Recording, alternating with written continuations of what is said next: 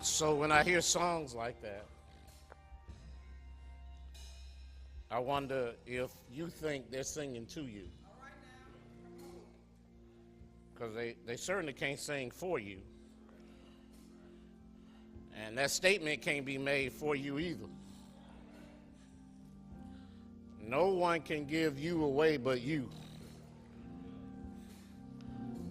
And so I'm glad to hear Amara and its interpretation of this song. But what's most important is your interpretation of it. Do you really believe the words of that song? And have you done that? Have you given yourself away? Because it's easy to tell who's in charge of your life. It's easy to tell. Have you given yourself away? I love that song. And just because it's women standing up here singing, I didn't hear enough male voices. While we were singing through that song, I didn't hear behind me, I didn't hear enough male voices.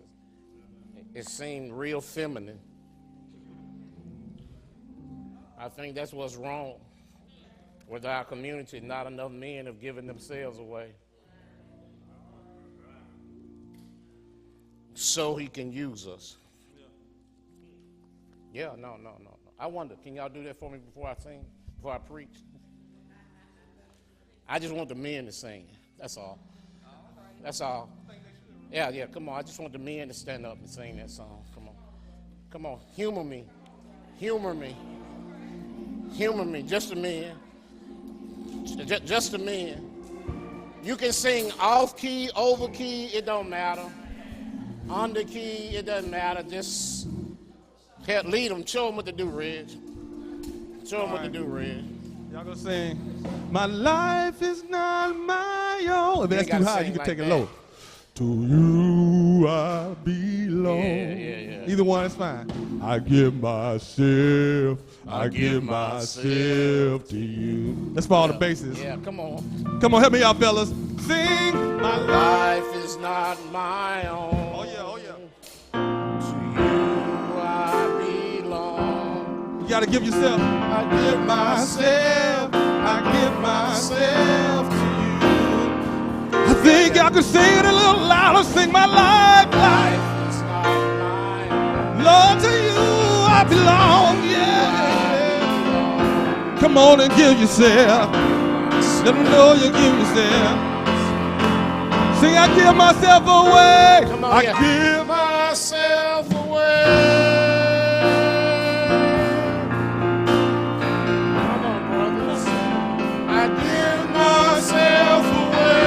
So you can use me.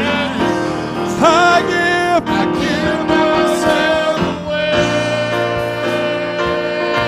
Just turn it all over to the Lord. You ain't got to do it by yourself. So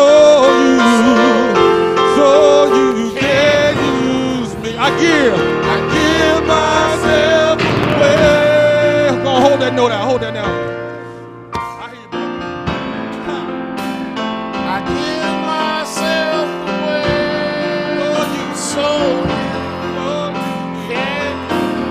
One more time. I give. Come Come on. myself away.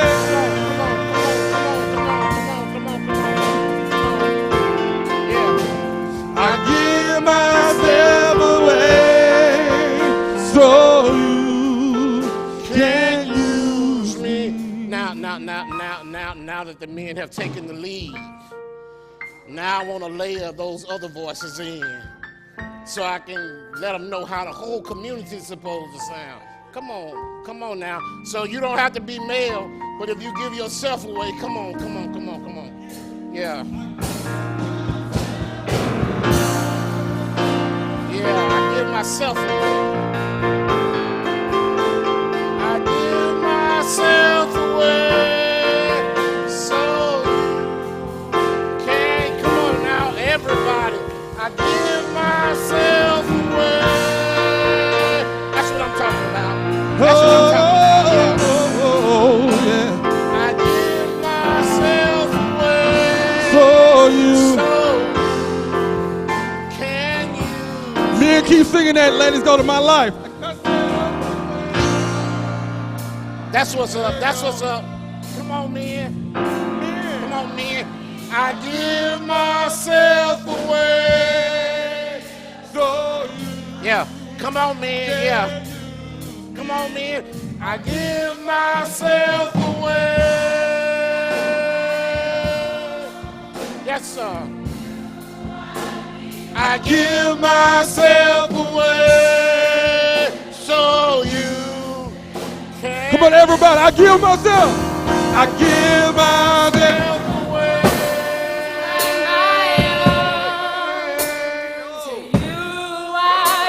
I give myself away so you can. I give myself away. Yes, Do I belong? myself away so you can. Give myself away. My Lord. Yeah.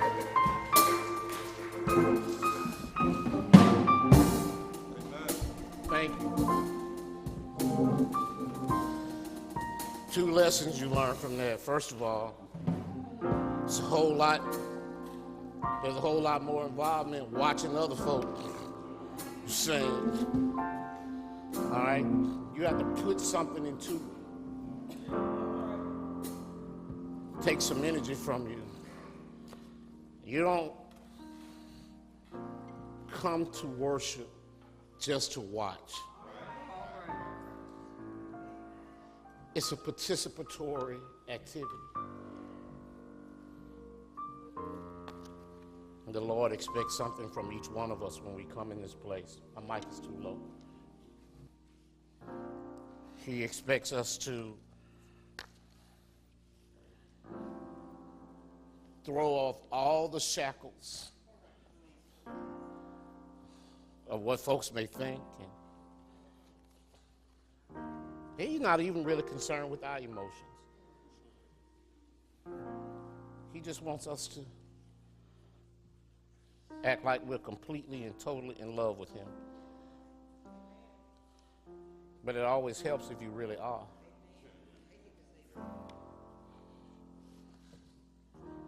Because God knows the fate. But he also knows genuine worship. And that's what the service is all about. So, back into the sermon series that we started last week. The sermon series is entitled, I Give Myself Away.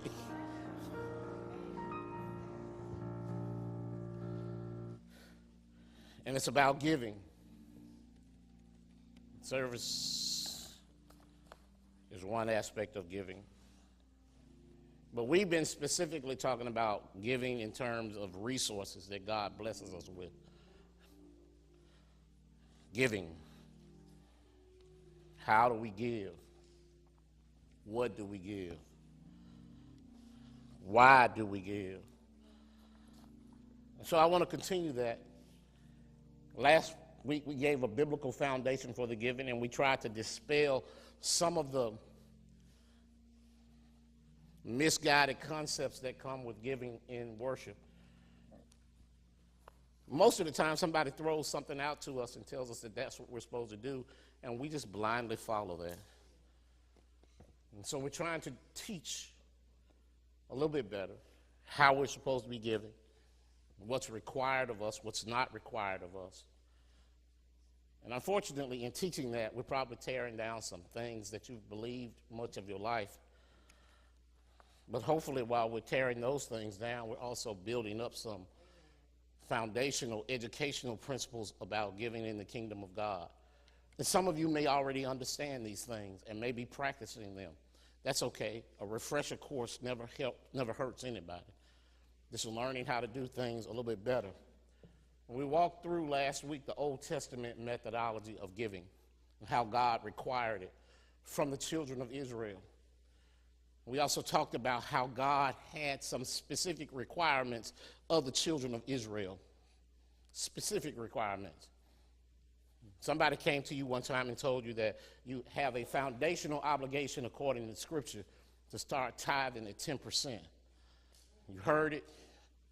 And while we do talk about 10% as a benchmark for giving, you won't find a prescription in Scripture for giving just 10%. That's not in there.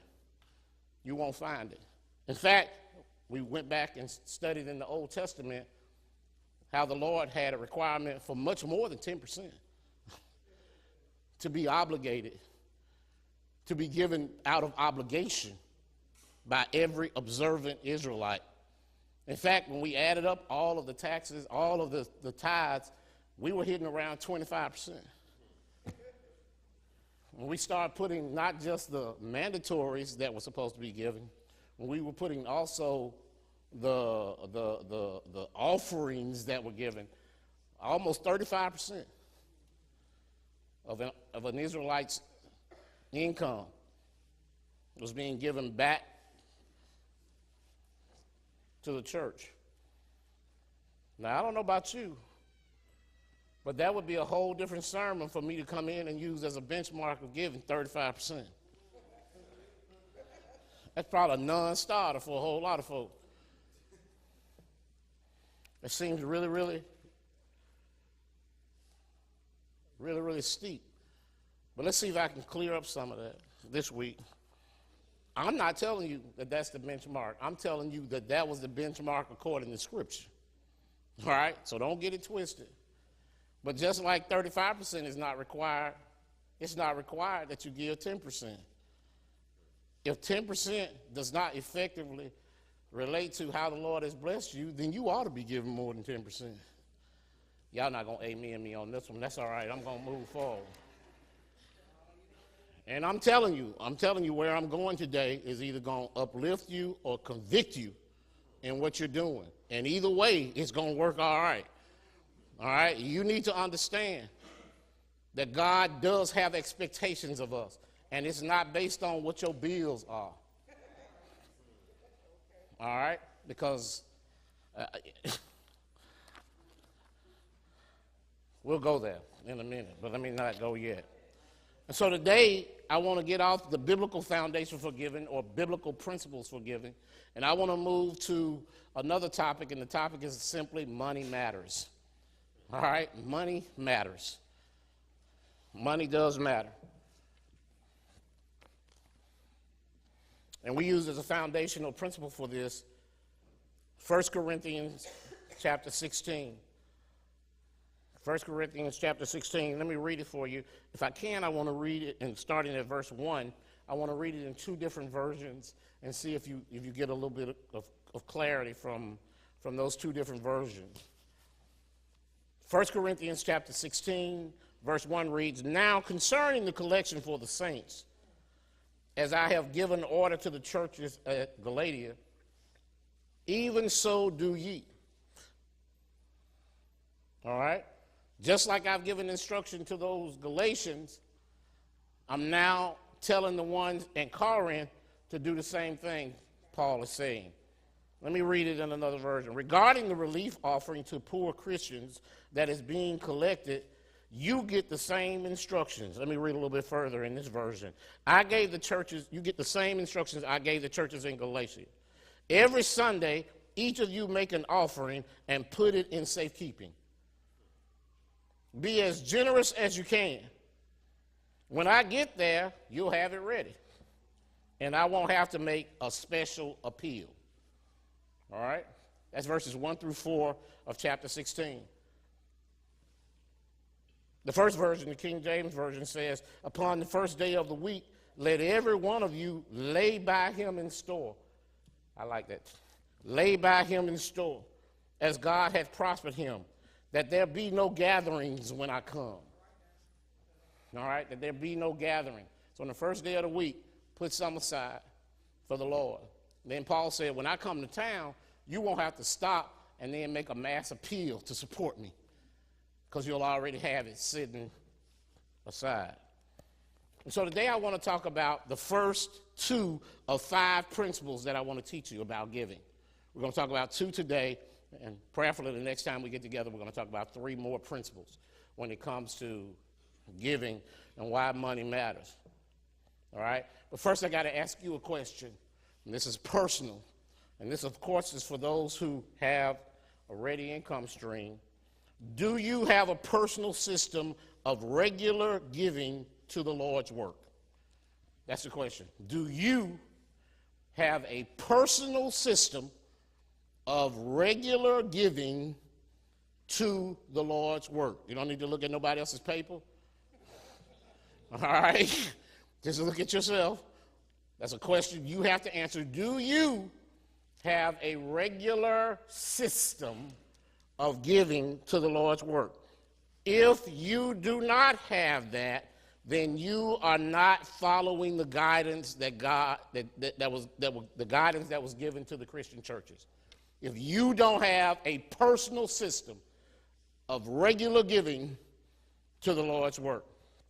I'm not asking you if you give. That's a different question. I'm not asking you how much you give. That's a different question. I'm only concerned with whether you give regularly to the Lord's work. Regularly. And do you have a systematic giving program in your own life? And of course, that systematic giving would have to be proportionate to your income. Do you have that? All right? And let me tell you why it's important. The reason why I have to ask you that question if I'm going to teach you about giving is because this is what was important to the leaders of the early church. First being Jesus Christ. Okay? He made it abundantly clear that we were to have a regular system of giving. Tell you how I know. Because when he did his Sermon on the Mount, he used these words. He said, when you give. He didn't say if you give. He said, when you give. In other words, we don't even have to go behind that because it's simply a given that if you're in the faith walk, that you have a regular system of giving. So let me put it on another plane for you. What kind of God would God be if he never gave us anything? You wouldn't follow him. If he didn't give you anything, he was just there. If there was no participatory action by God to grant you blessings, would you follow him? Would that really be the kind of relationship you want to have? And you don't have to say it, but you love what the Lord does for you. You love how the Lord blesses you. You love that he's gracious and long-suffering. You love that he gives you more than the proportion you deserve. You love that about him. In fact, you can see it about your life, where God has done much more than you deserve. You know that. You know that, and you give him thanks and credit for it if you're wise. Some of y'all know y'all in positions you ain't smart enough to be in.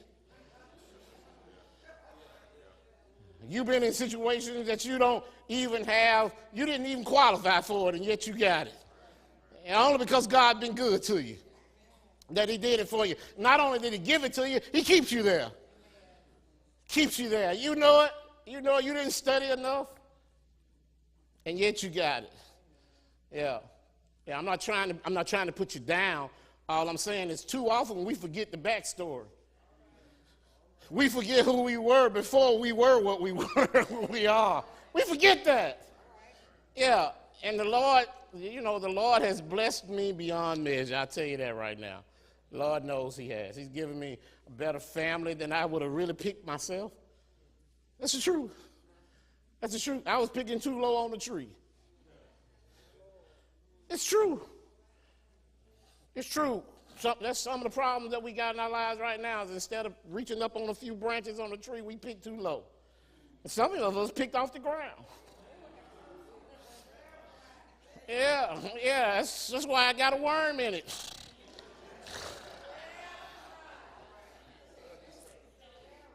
Yeah, the Lord helped me tip. Tip.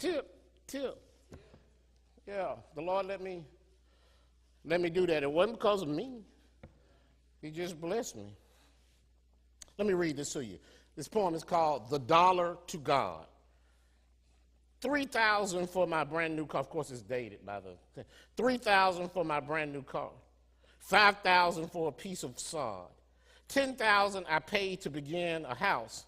$1 I gave to God. A tidy sum to entertain my friends in chatter. And when the world goes crazy mad, I ask the Lord, what's the matter? $1 I gave to God. Yet there is one big question. For the answer, I still search. With things so bad in this old world, what's holding back my church? $1 I gave to God. Yeah, we wonder why the church can't do thus and such. And it's probably because $1 I gave to God. So the Lord required that we would give. When you give, don't give like the Pharisees, he said, but when you give, and he gave us instruction, give thus and so. So now if we're going to give to the Lord, then we need to know how to give. The first thing the scripture tells us that I read you today from 1 Corinthians is our giving is, you can write this down, our giving is to be regular. Regular. Okay? Upon the first day of the week, let every one of you lay by him in store. Upon the first day of the week, let every one of you lay by him in store. Paul's saying giving is not to be an erratic thing. Okay? It's not to be now and then or when the Spirit moves. You know, a lot of us hide behind the Spirit. The Spirit didn't tell me to give today. No. You know, I try to be guided by the Lord. And the Lord didn't tell me to give nothing today, so. Yeah. But it's interesting that Paul designates for us to give, all right? And he specifically designates the first day of the week. Because in Scripture, that would be the Sabbath day. And, of course, the giving would be tied to giving on the Sabbath. In other words, you ought to be preparing to bring something on the Sabbath day. That ought to be part of your expectation. That part of your coming into a worship setting is the keeping of accounts on how you give to the Lord. That's part of it. All right? Now, let me tell you why this is important to start out with. Because I think some people have misunderstood, probably because of the way we've done church. There's a difference in doing church and worship. All right? Because of the way we've done church, the way we've organized church it has given us a misguided concept on how we're supposed to give. All right? We have traditionally underfunded church. It has been an by the way instead of intentional. And we've only funded that which was absolutely necessary. Don't nobody want to see no big bank accounts in church. I didn't make that up. That's just the way it is. All right, they always find a way to spend it down.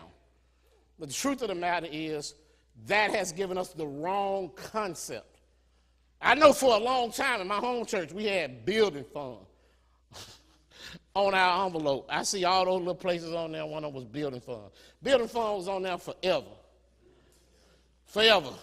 You know, and then I come to realize when I started being a part of administration and how things go, it's on the envelope, but ain't nobody giving to the building fund. Yeah, because when you get ready to build, you ain't got no money in the building fund. So nobody's choosing that option. It's not until you have something before you that you start giving. Come on now. Come on now, walk with me. I ain't stepping on nobody's toes. I'm just telling you how it is. So when you have a project before you, then you can say to folk, give. And so that makes folk think that the only time they're supposed to give is when a project is before you.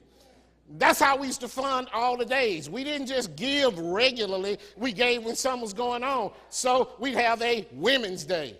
And then we give on Women's Day. And then we'd have a Men's Day. And we would give on Men's Day. It was always emotional and it was always erratic. And the truth of the matter is, we got some churches now who have grown in their understanding of how you give, and they're teaching regular giving, and they cut out the days.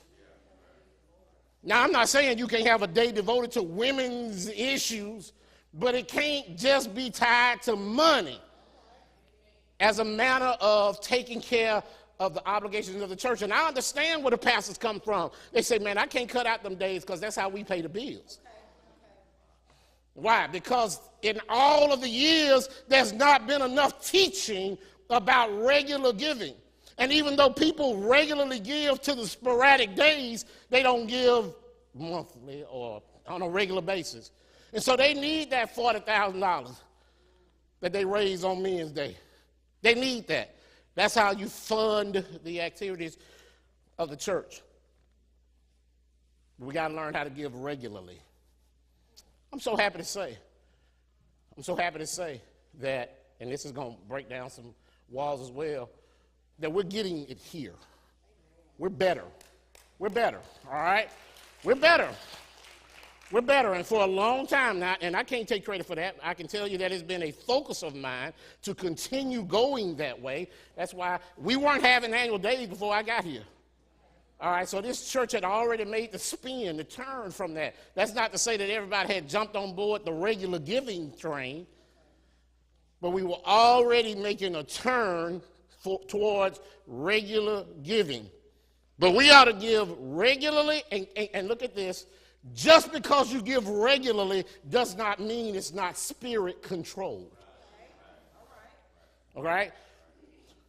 The implication would be that if you're giving erratically, then that is emotionally, all right? But the truth of the matter is if you're giving regularly, it can be both regular and spontaneous, all right? I can regularly give to the church, and if the Spirit moves on me, I can give something else if I'm moved by the Lord.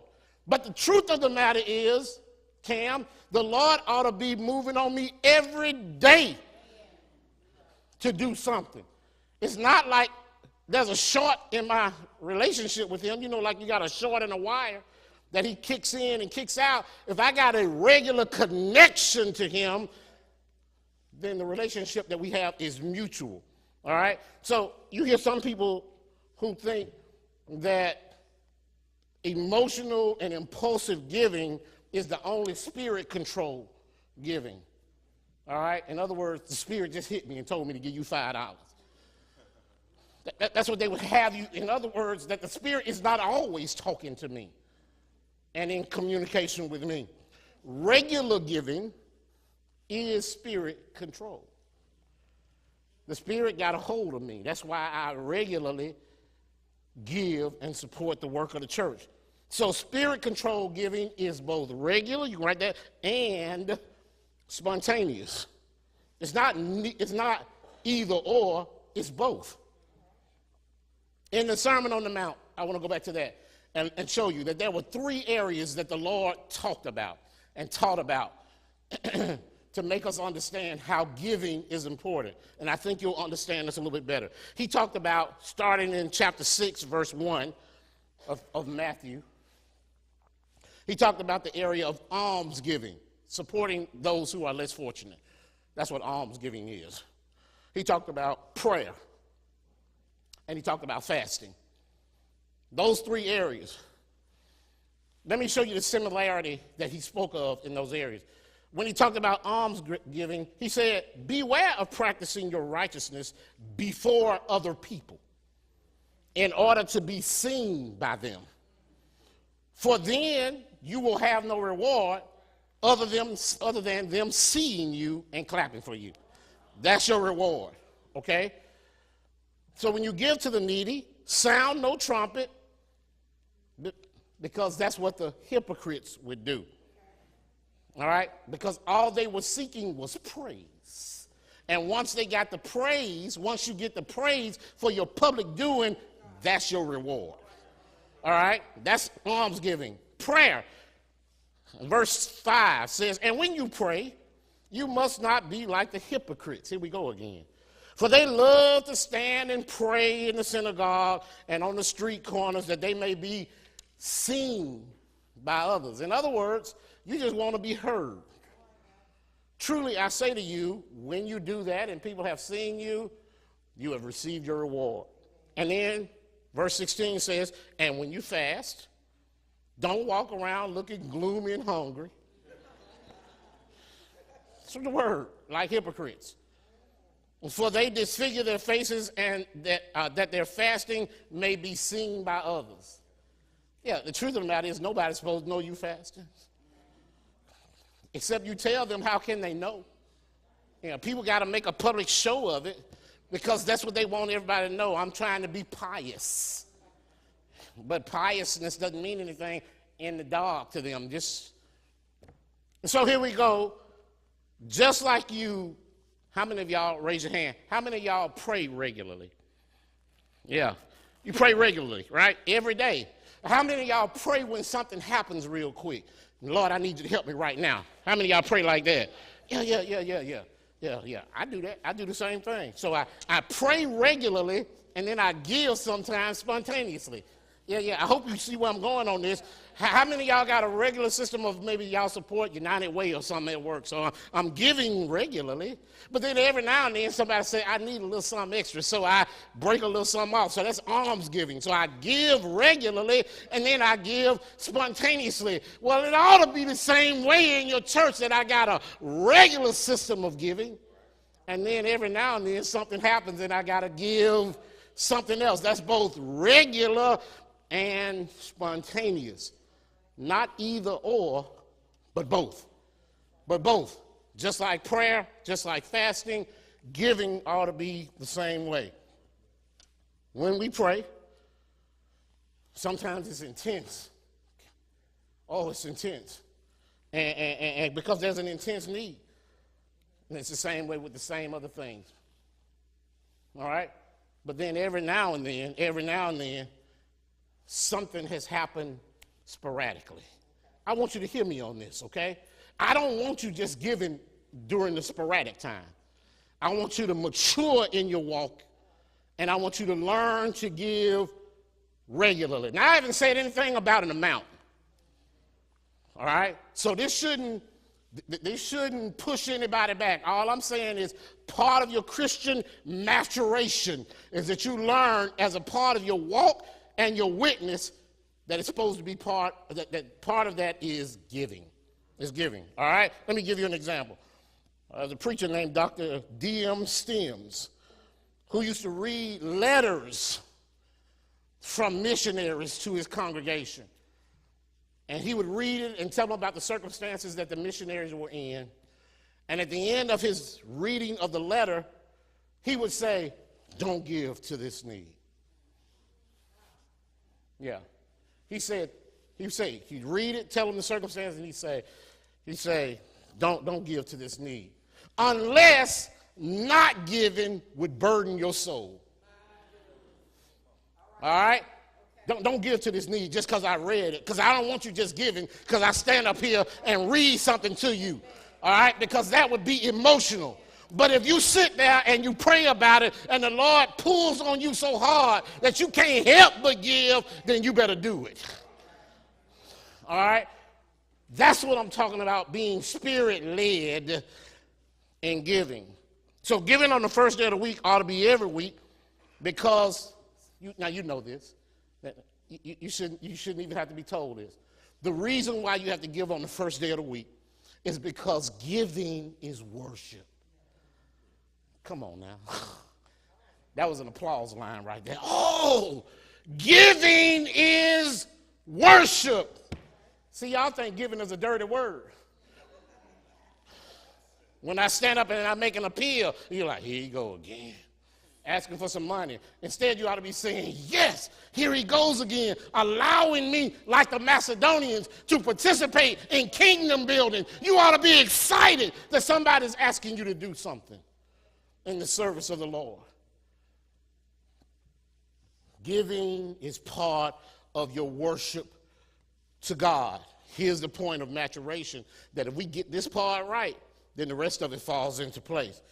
We give on the first day because the first day was set aside for the Lord. Okay? Set aside for the Lord. Paul wrote this to the church at Philippi. He said, not because I desire a gift. This is Philippians 4:17.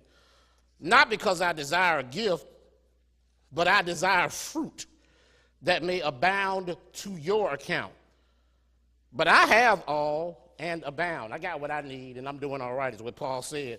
I am full, having received of Epaphroditus the things which were sent from you. And he pulls in an Old Testament analogy. Those of you who've been coming to Bible study and know that we've been studying the true worship of the Lord in the temple, he says, and what you have sent me became an odor of a sweet smell, a sacrifice acceptable, well-pleasing to God. See, he knows, like I know, that the temple worship involved the burning of an offering. And that offering, once burned, the reason why you couldn't consume any of it is because all of it became a sweet-smelling savor to the Lord. And the Lord accepted every bit of it, which is why the Lord said, when you burn this lamb on the altar, the brazen altar, he said you can't take a piece of it and eat it, because all of it is burned up and consumed as a part of the worship. That's why when you break off something you're supposed to give to the Lord to go buy that new purse with or them new shoes with, you blocking yourself on that. I hope you hear me now.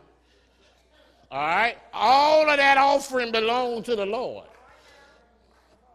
You shouldn't be spending his money on you. And I know some of y'all are thinking, well, the first day of the week, that's a problem. Because I give every month. I'm going to get practical on this. I do too. I do. This is instructive to me as I was preparing and researching this. Okay? And it's probably going to change how I do things. All right? Because I go in once a month and contribute to the church. And so I'm thinking that I need to change the way I operate and give that contribution in weekly portions. Let me explain why. Because every week I come in here has been different than the week before. Every week I get to come up in here. The Lord has been good to me all over again, and I ought to want to come up in here and praise him with all I got. And part of praising him and worshiping him is giving to him. And I don't need to say, see first of the month, Lord, see my praise the first of the month. No, it needs to be a real and right now praise. All right. In fact, I ought to be running to come in here, not just to clap hands, not just to pray, not just to fellowship with you, not just to preach to you, but to give to him every week. And so I put us in an awkward position by just giving it that once a month. Now, is that wrong? No, it's not wrong. It's not wrong because I have a regular system of giving to the Lord. But if I'm going to infuse it in what's right, then it needs to become a component of my worship. And worship always needs to be right now and real. I hope you hear where I'm going. See, in Deuteronomy chapter 16, verse 16, the children of Israel were told not to appear before the Lord empty-handed. That's what they were told. People misread that, and they think it has to do with money. It doesn't have to do with money. It has to do with worship. Don't just show up at the Lord's house and not be ready to worship him. I told you before, your first priority whenever you come into this house, while you're glad to come here for mission meeting, while you're glad to come in here because we're having a program, your priority is always to worship the Lord. And you ought to come in with your whole worship. And part of that worship is regularly giving to the Lord. So not only should our giving be regular, next thing you need to know is it should be proportionate. Proportionate. That means verse 2 says of chapter 6, upon the first day of the week, let every one of you lay by him in store. Look, this phrase, as God has prospered him. As God has prospered him. Proportionate. Because God has prospered me different than he's prospered you. And everyone next to you can say the same thing. He's blessed us uniquely in different ways. Our giving is supposed to be proportionate, not just proportionate to the need, write this down, but proportionate to my ability to give. In other words, everybody might not be able to give the same thing. And you're going to get mad when I say this, but folk who got more ought to give more. Why? Because God gave you more. And folk who don't have as much should not be stretching and tipping and trying to get there to keep up with those who can give more. There's no percentage mentioned here now. I'm still not mentioning percentages, although you ought to give proportionate to how God has blessed you. You won't find in the New Testament anywhere a verse that tells you you have to give 10%. You won't find that. What you will find is Jesus chastising the scribes and the Pharisees. He went off on them, and he said to them in Matthew 23, he says, woe unto you, scribes and Pharisees, because you're hypocrites. He said, you pay tithe of mint and anise and common and have omitted the weightier matters of the law. You've omitted the issues of judgment and mercy and faith. These ought ye have done, and not to leave the other undone. In other words, they would give 10% fastidiously of every single thing they had. All the material possessions, they made sure they calculated out to the perfect proportion, 10%, but then they wouldn't feed poor people. Then they looked down on folk who were less fortunate than them. So all of the important things of life, they left undone, but they bragging because I gave you 10% of my peas this week. And Jesus said, you're just a hypocrite because you're paying attention to the surface stuff and not the weightier, meaningful things of life. Some of us are good with giving 10% and bad with loving our neighbor. Not even different than the Pharisees and the scribes. You still mad at somebody from high school. But I tithe. But I can't stand her. See Matthew. I'm going to give you a warning here. All our giving to the Lord has to be sacrificial. All of it has to be sacrificial. Look, Jesus never told us to give 10% specifically. He said, give as the Lord has blessed you. Paul, who wrote most of the New Testament, you won't find him writing anywhere specifically, and he had plenty of time to write it in all those books that you ought to give 10%. He never said it, all right? But he said you ought to give, and he says it here, proportionate. So now, this ain't going to help you when I write this. Whole lot of folk spend a lot of time keeping up with the Joneses. You spend a lot of the resources that God has blessed you with keeping up with the Joneses. And so this is a Donnellism. If you keeping up with the Joneses, you probably leaving Jesus behind.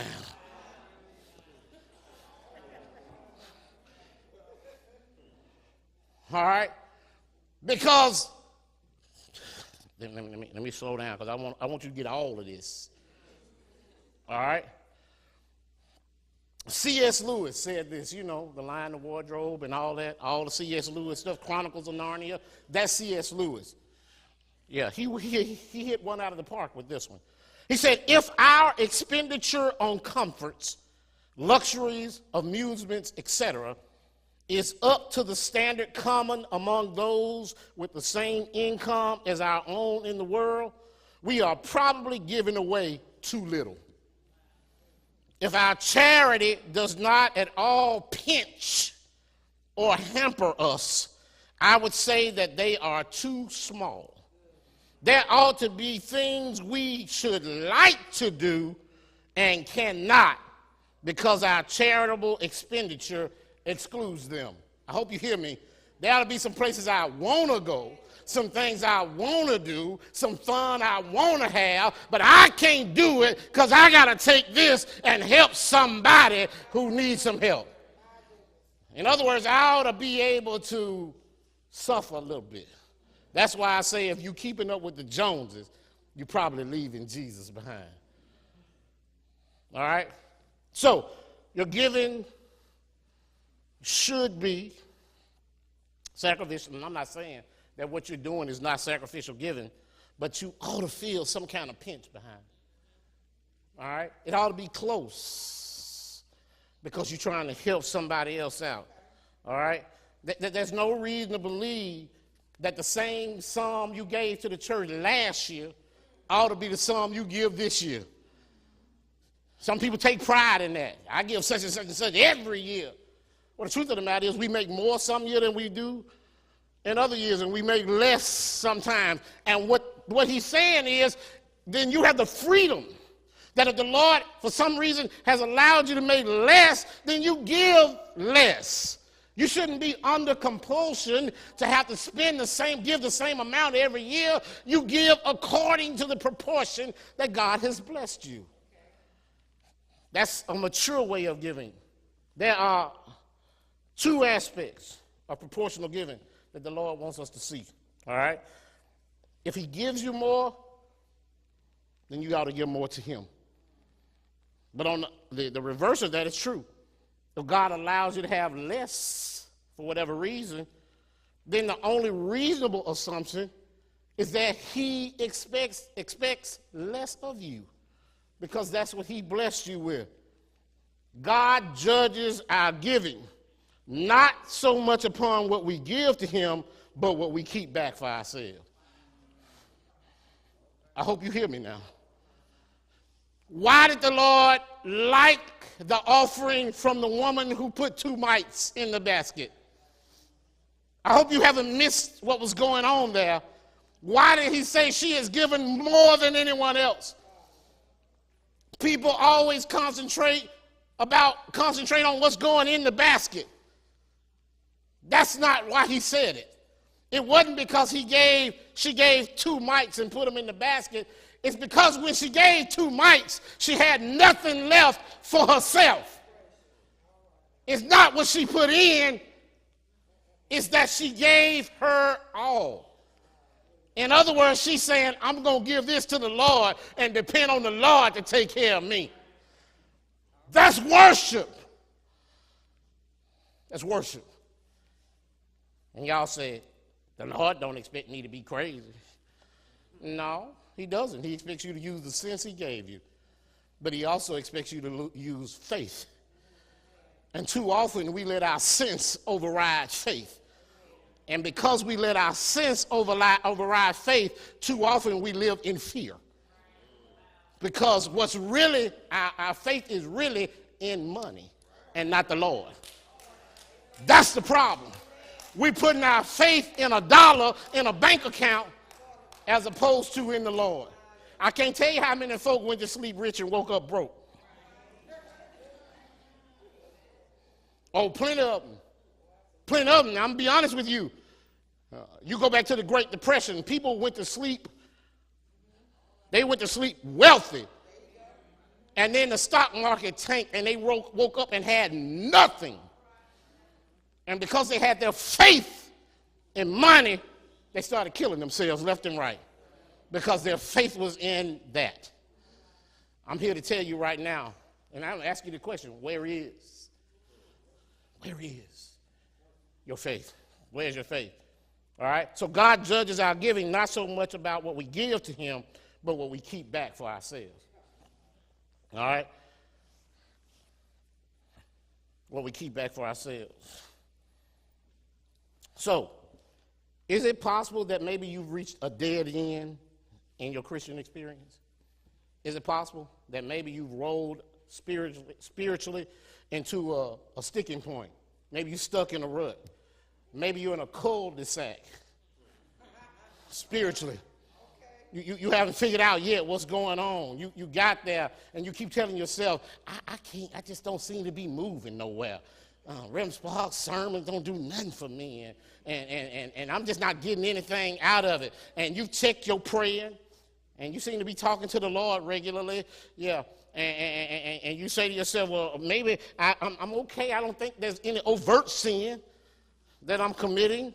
I come to church regularly. I'm in the fellowship. I go to Bible study. I'm in good fellowship with my other believers. I read my Bible. All of that seems in check.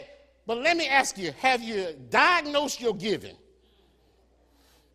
Maybe the Lord is telling you you need to do a money tune-up and see how you are leaning on your giving. It may be that the one thing that we usually don't look at is what's holding you back. Maybe your giving is hampering your worship.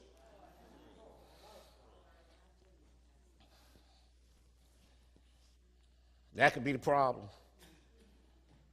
See, because maybe God has all of the rest of you except your giving.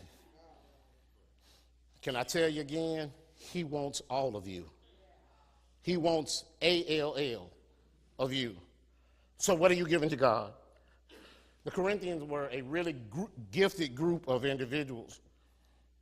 They excelled commendably in all spiritual things, but they were not doing well in terms of giving. No, they were struggling with giving. And because they were struggling with giving, Paul knew that despite all these other excellent things they were doing, that until they learned the grace of giving, that they were not going to grow into the spiritual maturity that they needed to grow into to be the blessing that they would become. And I came to tell you today, 45th Street, we might get a lot right. We might get being friendly right. We might even get singing right. All right, we might get those areas of praise and prayer right. But we got to make sure we get every aspect of our worship together, and giving is one of those aspects. The truth of the matter is we ought to be able to do whatever we want to do financially. You don't want me to walk down your street and tell you how much money we ought to have in the bank. No. You don't want me to tell you that we shouldn't have to go to none of these banks around here and borrow any money, because your giving ought to be sufficient for us to supply any need we got over here. That is, if you're truly giving in worship. Yeah, but a whole lot of us dress better than we give. Oh, I'm sorry. I'm sorry, but it's the truth. I ain't saying you can't dress and give good too. Yeah, but if you don't think giving is a priority, then that's a problem already. All right? That's a problem already. There's a whole lot of needs that have to be met around here. In fact, when you walk around here, if you walk around here in the right spirit, if you see a light out, you ought to be turning to somebody saying, what I need to do to give so we can get this light back on. If you come in here one day and it's too hot, you need to be pulling somebody down saying, who I need to give to so I can make sure the air's on the next time we come in here. If you see the bus rolling off there 2 or 3 days and you say, I need to make sure I give my portion so we can put gas in the van, you ought to be making sure you're supporting every aspect of what's going on around here. Oh, it's the truth. Now, you think this is just about money. I haven't asked you for a percentage yet. I haven't told you you have to give a certain amount yet. I'm just telling you that as the Lord has blessed you, you ought to turn around and give back. So can God have all our money and not our hearts? It's doubtful. It's not what we want. Not just trying to put our hands in your pocket, trying to teach you that what's in your pocket doesn't really belong to you in the first place. And think about it now. What God is saying is this: I'm going to give you 100%. I'm going to trust you with 100% of what I'm giving you. All I'm asking you to do is give me back a percentage. And that's based on the percentage that you feel blessed. Now, I'm giving you 100%. All of it came from me to you. It's not like you did anything to get any of the 100%. I think that's what we lose sight of. It's like I got 70% and he gave me 30. No, he gave you 100% of what you got. And all he's saying is, now you turn around and bless me. Bless the kingdom as a part of your worship with whatever percentage you think is appropriate. If 10% is your benchmark, that's fine. It has been good for me, but it's always been more than that as well, because he's been too good for me. Yeah, we pinch pennies to the wrong one. Jesus Christ said, where your treasure is, that's where your heart is. So let me ask you this question, church. Where is your treasure? Is it in your 401k? Ain't nothing wrong with that, because he gave us sense, right? He wants you to take care of yourself. Don't get it wrong. I'm not telling you don't use good sense. And I'm also not telling you this.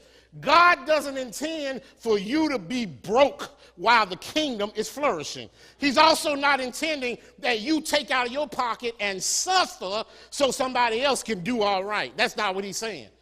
He's saying, but as needs come about, as you're able to bless someone, you ought to be willing, you ought to be compelled to do that. Where is your faith? Money matters.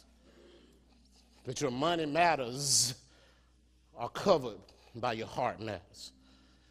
And if you know Jesus Christ, while he was here, he came and he was observant.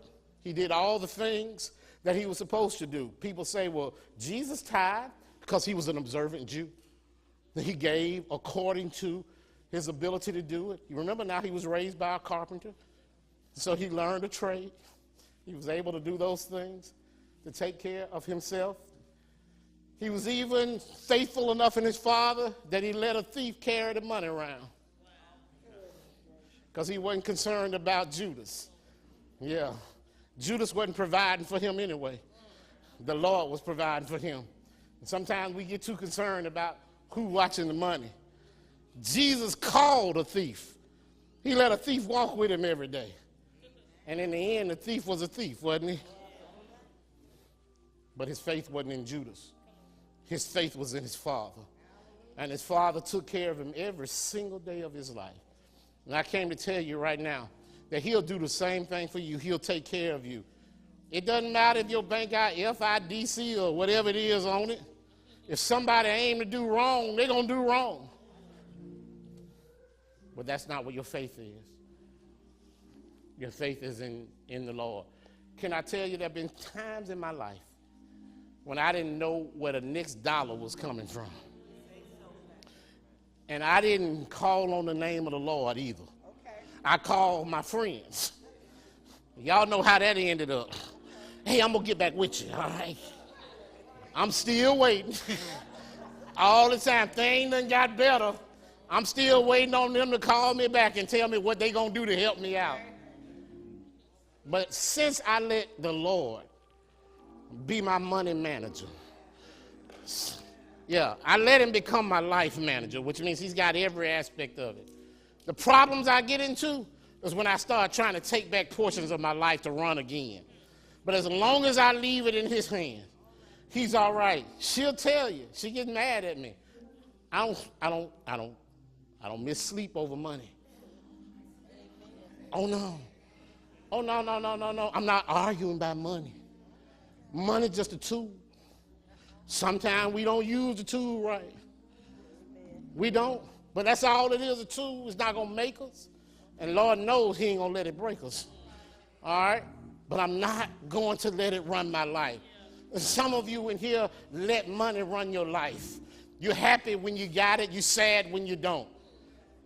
I've never seen folk as happy as folk who have nothing. Nothing. They're homeless and they love everybody. They ain't got to worry about no house note, no utility bill.